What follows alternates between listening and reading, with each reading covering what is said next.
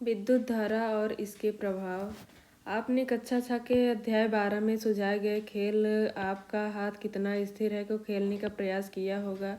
यदि नहीं तो अब आप इसे करके देखिए। बूझो और पहेली ने भी कक्षा 6 में सुझाए अनुसार खेल के लिए एक विद्युत परिपथ संयोजित किया। उन्होंने अपने परिवार और मित्रों के साथ परीक्षण करके काफ़ी मनोरंजन किया।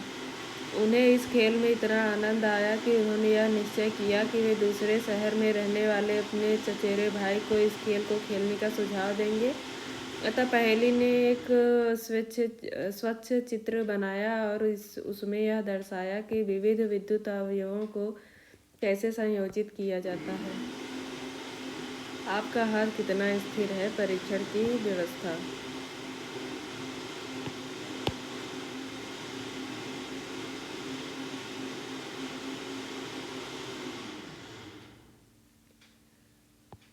क्या आप यह परिपथ आसानी से खींच सकते हैं। इससे बूझो ने यह जानना चाहा कि क्या इन विद्युत अवयवों को निरूपित करने का कोई आसान उपाय है। विद्युत अवयवों के प्रतीक। कुछ सामान्य विद्युत अवयवों को प्रतीकों द्वारा निरूपित किया जाता है। 14.1 में कुछ विद्युत अवयवों और उनके प्रतीक दर्शाए गए हैं। आपको विभिन्न पुस्तकों में इन अवयवों के विभिन्न प्रतीक देखने को मिल सकते हैं। तथापि इस पुस्तक में हम यहाँ पर दर्शाए गए प्रतीकों का ही उपयोग करेंगे। इन प्रतीकों को ध्यानपूर्वक देखिए। विद्युत सेल के प्रतीक ये हैं। विद्युत सेल, विद्युत बल्ब, स्विच ऑन स्थिति, स्विच ऑफ स्थिति, बैटरी, संयोजी तार। इन प्रतीकों को ध्यानपूर्वक देखिए। विद्युत सेल के प्रतीक पर ध्यान दीजिए। इसमें एक लंबी रेखा तथा दूसरी छोटी रेखा परंतु मोटी समांतर रेखा है। क्या आपको याद है कि विद्युत सेल में एक धन टर्मिनल तथा एक ऋण टर्मिनल होता है। विद्युत सेल के प्रतीक में लंबी रेखा धन टर्मिनल को तथा छोटी व मोटी रेखा ऋण टर्मिनल को निरूपित करती है। स्विच के लिए ऑन स्थिति और ऑफ स्थिति चित्र के दर्शाए गए प्रतीक के अनुसार निरूपित की जाती है। परिपथ के विविध अवयवों को संयोजित करने में उपयोग होने वाले संयोजित तार रेखाओं द्वारा निरूपित किए जाते हैं। 14.1 में एक बैटरी तथा उसका प्रतीक भी दर्शाया गया है। क्या आप जानते हैं कि बैटरी क्या होती है। बैटरी के प्रतीक को ध्यान से देखिए।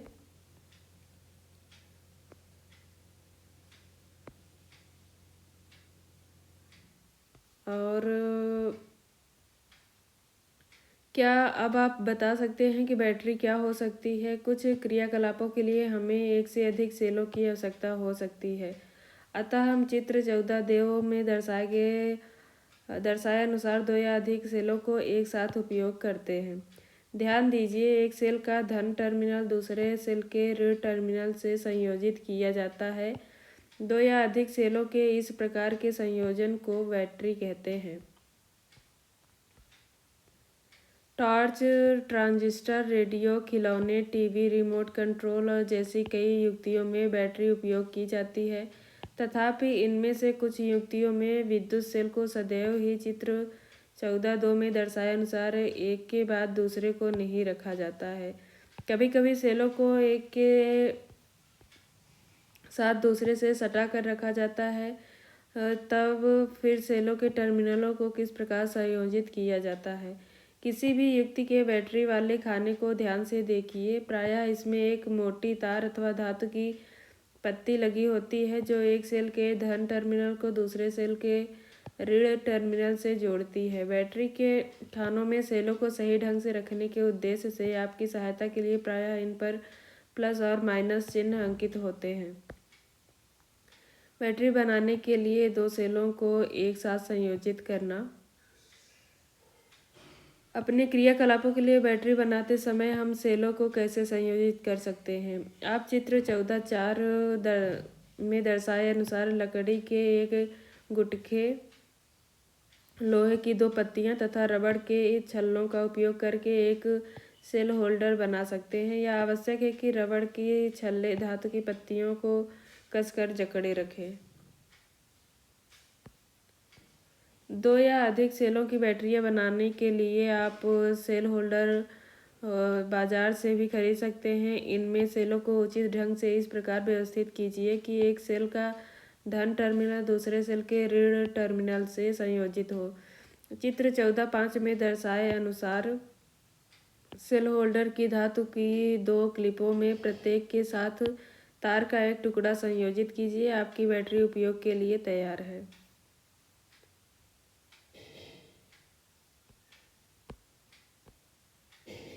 बैटरी को निरूपित करने के लिए उपयोग किए जाने वाला प्रतीक 14.5 में दर्शाया गया है। आइए अब हम 14.5 में दर्शाए गए अपने प्रतीकों का उपयोग करके किसी विद्युत परिपथ का आरेख खींचे। पहली और बोझो यह जानना चाहते हैं कि क्या ट्रैक्टरों, ट्रकों और इन्वर्टर में उपयोग होने वाली बैटरियां भी सेलों से बनी हैं। तब फिर इन्हें बैटरी क्यों कहते हैं? क्या आप इस प्रश्न का उत्तर पता लगाने में इनकी सहायता कर सकते हैं? ट्रक की बैटरी तथा इसका काट चित्र। क्रियाकलाप 4.1 चित्र 14.7 में दर्शाए अनुसार विद्युत परिपथ बनाइए। आपने कक्षा 6 में इस प्रकार के परिपथ का उपयोग एक बल्ब को दीप्त करने के लिए किया था। क्या आपको याद है कि बल्ब केवल तभी दीप्त होता है जब स्विच ऑन की स्थिति में होता है। जैसे ही स्विच ऑन की स्थिति में पहुंचता है वैसे ही बल्ब दीप्त हो जाता है। इस विद्युत परिपथ की प्रतिलिपि अपनी नोटबुक में बनाएं। विविध विद्युत अवयवों के प्रतीकों का उपयोग करके इस विद्युत परिपथ का परिपथ आरेख खींचिए। क्या आपका आरेख चित्र 14.8 में दर्शाए गए आरेख जैसा ही है? दर्शाए गए विद्युत परिपथ का परिपथ आरेख। प्रतीकों का उपयोग करके विद्युत परिपथ आरेख खींचना काफ़ी आसान होता है, इसलिए सामान्यतः हम विद्युत परिपथों को परिपथ आरेखों से निरूपित करते हैं। चित्र 14.9 द्वारा दर्शाए गए अन्य विद्युत परिपथ आरेख दर्शाया गया है। क्या यह चित्र 14.8 में दर्शाए गए परिपथ जैसा ही है? इन दोनों परिपथों में अंतर क्या है? क्या चित्र 14.9 में दर्शाए गए विद्युत परिपथ में बल्ब दीप्त होगा? याद कीजिए, बल्ब केवल तभी दीप्त होगा जब स्विच ऑन की स्थिति हो तथा परिपथ बंद हो। बल्ब में एक पतला तार होता है जिसे तनु अथवा फिलामेंट कहते हैं। यह तभी दीप्त होता है जब इससे विद्युत धारा प्रवाहित होती है। यदि बल्ब का तंतु टूट जाता है तो यह फ्यूज हो जाता है। ध्यान दीजिए, कुंजी अथवा स्विच को परिपथ में कहीं पर भी लगाया जा सकता है। जब स्विच ऑन की स्थिति होती है तो बैटरी के धन टर्मिनल से बैटरी के साथ ऋण टर्मिनल तक परिपथ पूरा होता है। परिपथ को तब बंद कहा जाता है जब सारे परिपथ में तुरंत विद्युत धारा प्रवाहित होने लगती है। जब स्विच ऑफ की स्थिति होती है तो परिपथ अधूरा रहता है। तब इसे खुला परिपथ कहते हैं। इस स्थिति में परिपथ के किसी भी भाग में कोई विद्युत धारा प्रवाहित नहीं होती।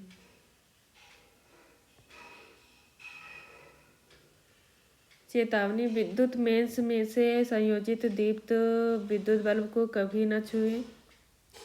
यह अत्यधिक तप्त हो सकता है तथा आपका हाथ जला सकता है। विद्युत मेंस विद्युत जनित्र अथवा इन्वर्टर की विद्युत आपूर्ति से कभी भी छेड़छाड़ न करें। आपको विद्युत आघात लग सकता है जो घातक हो सकता है। यहाँ सुझाए गए सभी क्रियाकलापों के लिए केवल विद्युत सेलों का ही उपयोग कीजिए। यदि बल्ब का तंतु टूट जाए तो क्या तब भी यह परिपथ पूरा होगा? क्या तब भी बल्ब दीप्त होगा? आपने यह ध्यान दिया होगा कि दीप्त बल्ब गर्म हो जाता है। क्या आप जानते हैं ऐसा क्यों होता है? विद्युत धारा का तापीय प्रभाव। क्रियाकलाप 14.2 एक विद्युत सेल, एक टॉर्च बल्ब, एक स्विच तथा संयोजक तार लीजिए। चित्र 14.9 में दर्शाए अनुसार एक विद्युत परिपथ बनाएं। यह क्रियाकलाप केवल एक सेल का उपयोग करके किया जाना है।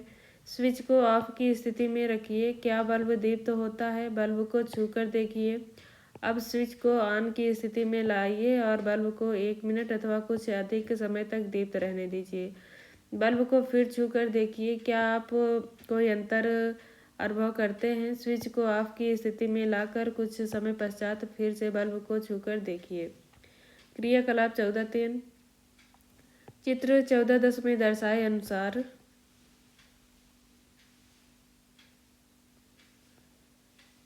विद्युत परिपथ बनाएं। लगभग 10 सेंटीमीटर लंबा नाइक्रोम तार का एक टुकड़ा लेकर इसे 2 किलो के बीच बांधिए। आपको नाइक्रोम का तार विद्युत साधियों की मरम्मत करने वाले किसी दुकान से प्राप्त हो सकता है अथवा किसी विद्युत हीटर के बेकार तापन अवयव का तार उपयोग में ला सकते हैं। इस तार को स्पर्श कीजिए। अब स्विच को ऑन की स्थिति में लाकर परिपथ में विद्युत धारा प्रवाहित कीजिए। कुछ सेकंड के बाद तार को स्पर्श कीजिए। इसे अधिक समय तक पकड़े मत रखिए। परिपथ में विद्युत धारा बंद कीजिए। कुछ मिनट के बाद तार को पुनः स्पर्श कीजिए। सावधान, स्विच को ऑन की स्थिति में अधिक समय तक न रखें। ऐसा करने से सेल अति शीघ्र दुर्बल हो सकता है। जब किसी तार से कोई विद्युत धारा प्रवाहित होती है तो वह तप्त हो जाता है। इसे विद्युत धारा का तापीय प्रभाव कहते हैं। क्या आप किसी ऐसे विद्युत साधित्र का नाम बता सकते हैं जिससे विद्युत धारा के तापीय प्रभाव का उपयोग होता है? ऐसे साधित्रों की एक सूची बनाएं। आपने कमरों को गर्म करने और खाना पकाने में उपयोग होने वाले विद्युत तापक देखे होंगे। इन सभी में तारों की एक कुंडली तो होती है। तार की इस कुंडली को विद्युत तापन अवयव अथवा केवल अवयव या एलिमेंट कहते हैं। आपने यह ध्यान दिया होगा कि जब इन साधित्रों को विद्युत मेंस से संयोजित करके स्विच को ऑन की स्थिति में लाते हैं तो इनके अवयव रक्त तप्त होकर ऊष्मा देते हैं। किसी तार में उत्पन्न ऊष्मा का परिमाण उस तार के पदार्थ की धातु किससे बना है, लंबाई तथा मोटाई पर निर्भर करता है। अतः विभिन्न आवश्यकताओं के लिए विभिन्न पदार्थों तथा विभिन्न लंबाई एवं मोटाई के तार उपयोग किए जाते हैं। विद्युत परिपथों को जोड़ने में प्रयोग होने वाले तार सामान्यतः गर्म नहीं होते। इसके विपरीत कुछ विद्युत धारित्रों के अवयव इतने अधिक तप्त हो जाते हैं कि आसानी से दिखाई देते हैं। विद्युत बल्ब के तंतु इतने उच्च ताप पर तप्त हो जाते हैं कि दीप्त होकर प्रकाश देना आरंभ कर देते हैं। यदि किसी तार से बड़े परिमाण को विद्युत धारा प्रवाहित होती है तो तार इतना अधिक तप्त हो सकता है कि वह पिघलकर टूट जाएगा।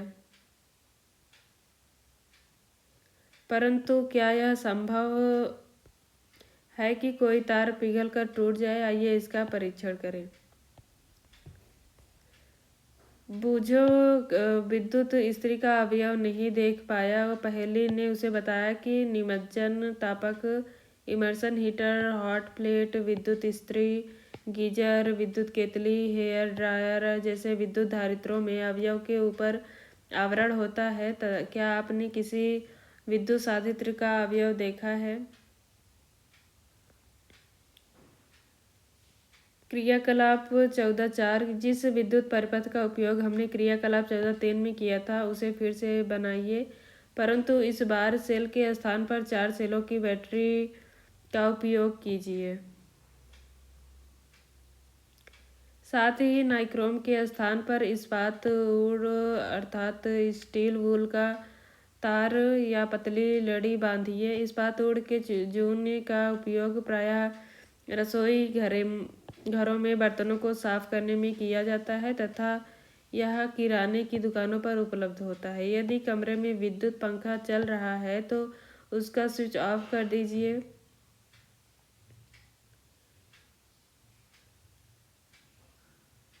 कुछ समय के लिए परिपथ से विद्युत धारा प्रवाहित करिए। इस्पात वुड के तार अथवा लड़ी का ध्यान से परीक्षण कीजिए। नोट कीजिए क्या होता है। क्या इस्पात वुड का तार या लड़ी पिघल कर टूटती है? कुछ विशेष पदार्थों के बारे में जब अधिक विद्युत धारा कुछ विशेष पदार्थों के बने तारों से जब अधिक विद्युत धारा प्रवाहित होती है तब ये शीघ्र ही पिघल कर टूट जाते हैं। इन तारों का विद्युत का उपयोग विद्युत फ्यूज बनाने में किया जाता है। सभी भवनों में प्रत्येक विद्युत पथ में फ्यूज लगाए जाते हैं। प्रत्येक विद्युत परिपथ में प्रवाहित की जा सकने वाली विद्युत धारा का कोई अधिकतम सीमा होती है जिसे उसमें से सुरक्षात्मक प्रवाहित किया जा सकता है, जिससे उसमें से सुरक्षापूर्वक प्रवाहित की जा सकता है। यदि किसी दुर्घटनावश विद्युत धारा का मान इस सुरक्षा सीमा से अधिक हो जाता है तो तार अतितप्त हो जा सकते हैं, जिससे आग लग सकती है। यदि परिपथ में उचित फ्यूज लगा होता है तो यह पिघल जाएगा, जिससे परिपथ टूट जाएगा। अतः फ्यूज सुरक्षा युक्ति है जो विद्युत परिपथ की क्षति तथा संभावित आग के प्रति सुरक्षा प्रदान करता है। विभिन्न प्रकार के कार्यों के विद्युत बल्बों का उपयोग प्रकाश के लिए किया जाता है, परंतु बल्ब ऊष्मा भी देते हैं जो वांछनीय नहीं है। इससे विद्युत की क्षति होती है। इस क्षति को बल्बों के स्थान पर प्रतिदीप्त नलिकाओं, फ्लोरेसेंट ट्यूबलाइट अर्थात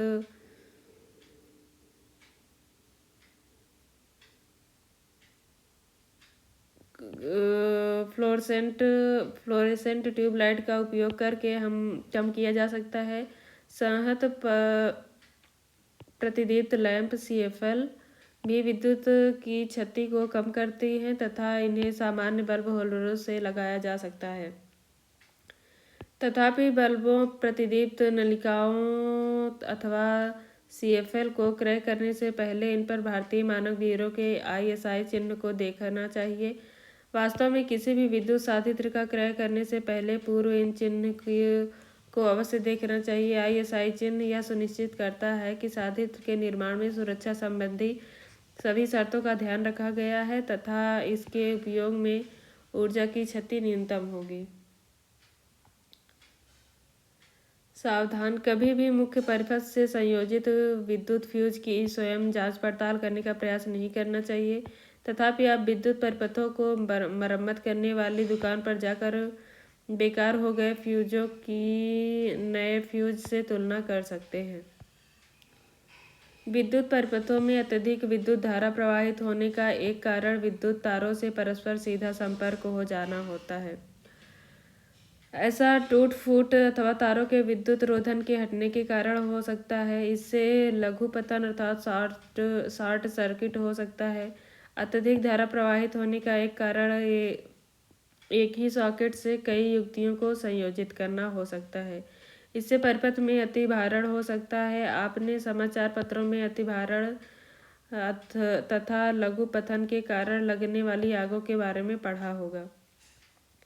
विभिन्न प्रकार के कार्यों के लिए भिन्न भिन्न प्रकार के फ्यूज उपयोग में लाए जाते हैं। चित्र 14 में हमारे घरों में उपयोग होने वाले फ्यूज दर्शाए गए हैं।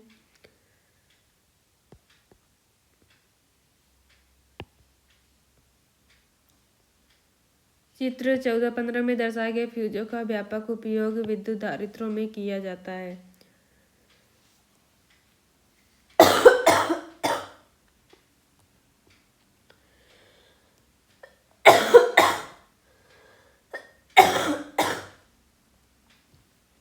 हमने विद्युत धारा के तापीय प्रभाव का परीक्षण किया और इसका अपने लाभ के लिए उपयोग कैसे करें इसके बारे में सीखा।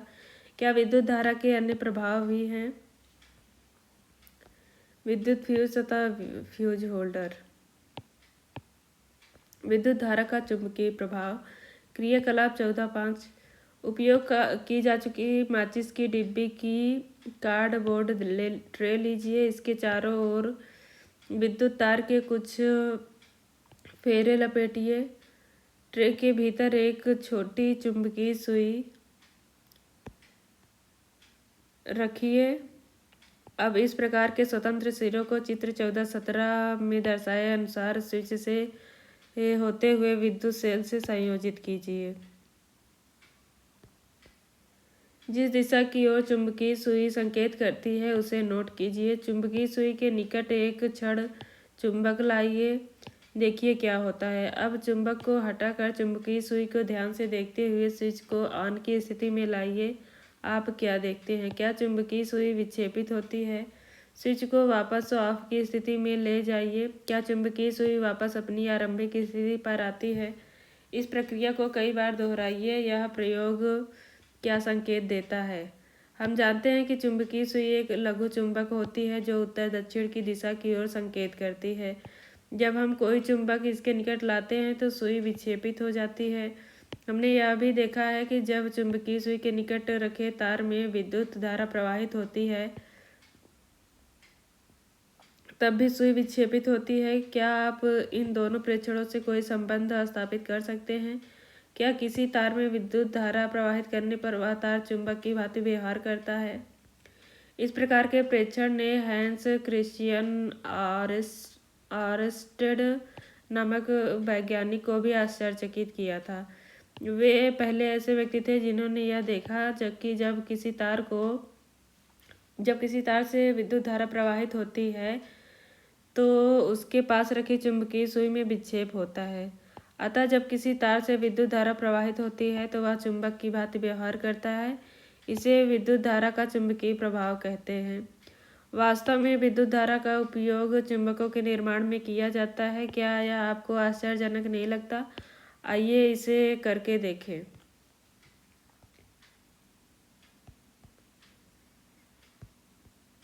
आजकल फ्यूज के स्थान पर लघु परिपथ विच्छेदकों अर्थात एमसीबी का उपयोग निरंतर बढ़ता जा रहा है। जब किसी परिपथ में विद्युत धारा सुरक्षा सीमा से अधिक हो जाती है तो ये ऐसे स्विच होते हैं जो स्वतः ही ऑफ हो जाते हैं। आप इन्हें फिर से ऑन कर दें तो परिपथ पुनः पूरा हो जाता है। डब्बे पर भी आईएसआई चिन्ह अवश्य देखिए। सावधानी: सदैव आईएसआई चिन्ह वाले उचित फ्यूजों जिनका उल्लेख किसी विशेष अनुप्रयोग के लिए किया गया हो का ही उपयोग करना चाहिए। फ्यूज के स्थान पर किसी भी तार अथवा धातु की पट्टी का उपयोग कदापि नहीं करना चाहिए। विद्युत चुंबक क्रियाकलाप 14.6 लोहे की लगभग 6-10 सेंटीमीटर लंबी एक कील तथा लगभग 75 सेंटीमीटर लंबी विद्युत रोधी प्लास्टिक अथवा कपड़ों से ढका हुआ अथवा इनेमल लेपित लचीला तार लीजिए। इस तार को कुंडली के रूप में कील पर कसकर लपेटिए। तार के स्वतंत्र सिरों को किसी स्विच से होते हुए चित्र 14-19 में दर्शाए अनुसार एक विद्युत सेल से संयोजित कीजिए।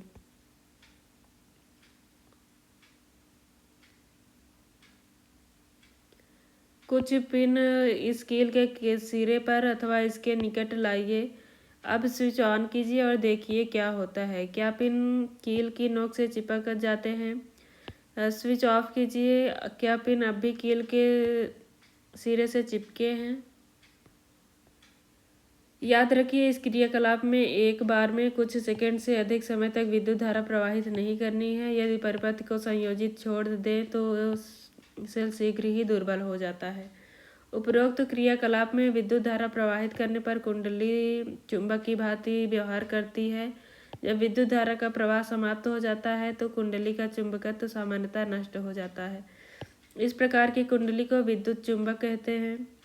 विद्युत चुंबकों को अति प्रबल बनाया जा सकता है। ये अत्यंत भारी बोझ उठा सकते हैं। क्या आपको कक्षा 6 के अध्याय 13 में दिखाए क्रेन के चित्र याद है? इस प्रकार की क्रेनों के एक सिरे में प्रायः एक प्रबल विद्युत चुंबक लगा दिया जाता है। विद्युत चुंबकों का उपयोग कबाड़ से चुंबकीय पदार्थों को पृथक करने के लिए भी किया जाता है। डॉक्टर दुर्घटनावश आंख में गिरे चुंबकीय पदार्थ के छोटे चुंबकों को बाहर निकालने में नन्हे विद्युत चुंबकीय का प्रयोग करते हैं।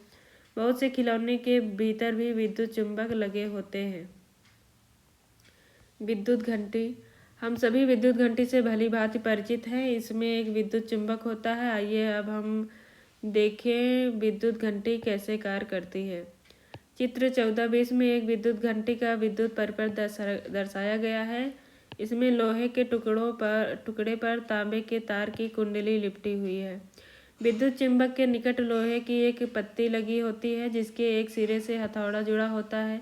लोहे की पत्ती के समीप एक संपर्क पेंच होता है जब लोहे की पत्ती इस पेंच के संपर्क में आती है तो विद्युत परिपथ पूरा हो जाता है तथा कुंडली से विद्युत धारा प्रवाहित होती है, जिससे वह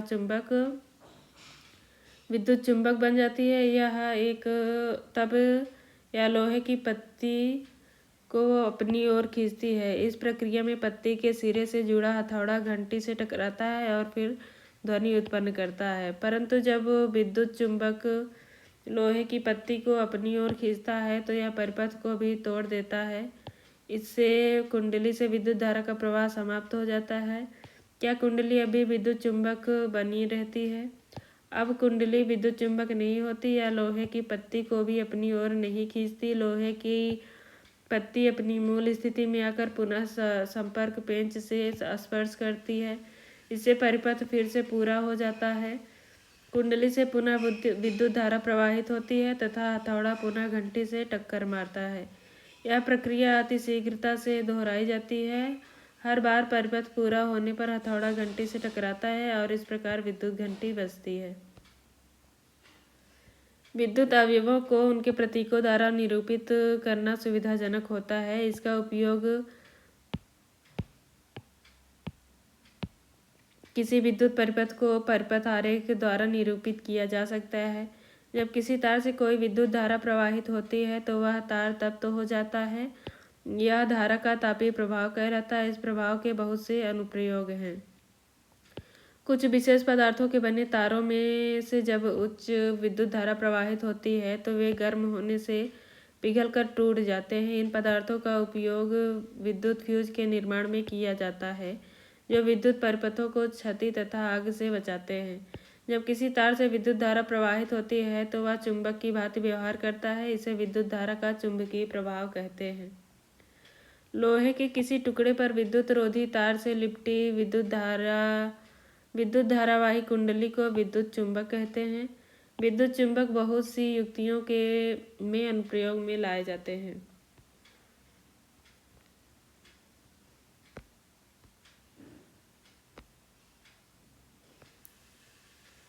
पहेली तथा बूझो ने कुछ दिन पहले एक जादू का खेल देखा था। जादू ने स्टैंड पर लोहे का एक बॉक्स रखा।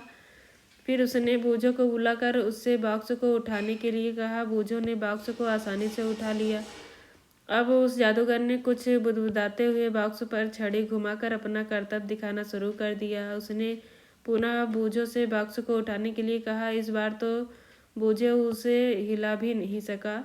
जादूगर फिर कुछ बुदबुदाया और बूझो ने बॉक्स को आसानी से उठा लिया। बूझो और पहेली सहित सभी दर्शक इस प्रदर्शन से अत्यधिक प्रभावित हुए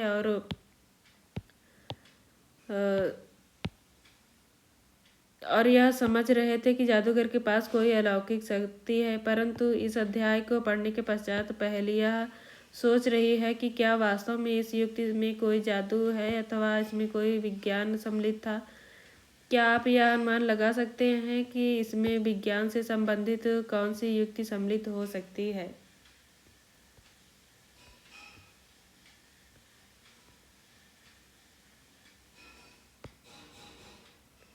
क्या आप जानते हैं विद्युत बल्ब के आविष्कार का श्रेय प्रायः थॉमस अल्वा एडिसन को दिया जाता है।